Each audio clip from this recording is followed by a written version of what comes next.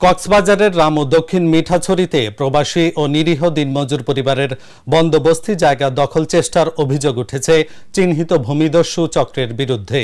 স্থানীয় কয়েকজন প্রভাবশালী রাজনৈতিক নেতার আশ্রয় প্রশ্রয়ে এই ভূমিদস্যুরা দীর্ঘদিন ধরে এলাকায় জমি দখলের তৎপরতা চালিয়ে আসছে বলে অভিযোগ ভুক্তভোগীদের।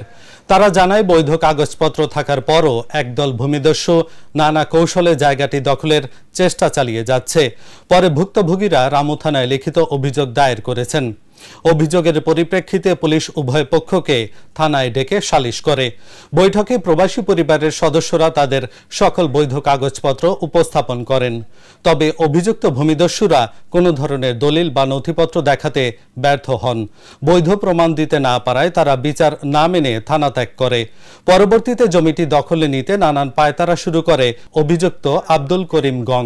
এই ঘটনায় স্থানীয়দের মধ্যেও ক্ষোভের সৃষ্টি হয়েছে। ওরা এখান থেকে গড়িমসি শুরু করে এখন থানার বৈঠকে 5 বার বৈঠকটাকে পিছিয়ে পালাইছে। ওরা এপেক্ষিত আর বৈঠক হয় নাই এ পর্যন্ত। এগুলো নিয়ে আমরা থানার দ্বারা কোর্টের দ্বারা ঘোরাঘুরি করতেছি। একসময় আমার দাদুরা আমার চাচারা করছিল, এখন আমরা বিদেশি প্রবাসী হয়ে এখন আমরা করতেছি। আমরা চাই সঠিক তদন্ত পর্যন্ত আমাদের জায়গাটা আমাদেরকে ফিরিয়ে দেওয়া হোক। এই মূলত জায়গাটা হলো দক্ষিণ মিঠাছড়ি মৌজাতি। এরপরে এসে আসি অনেকবার বিচারে ডাকার পরে ওনারা খাল কেমন করে বিচারে আসা হয়নি।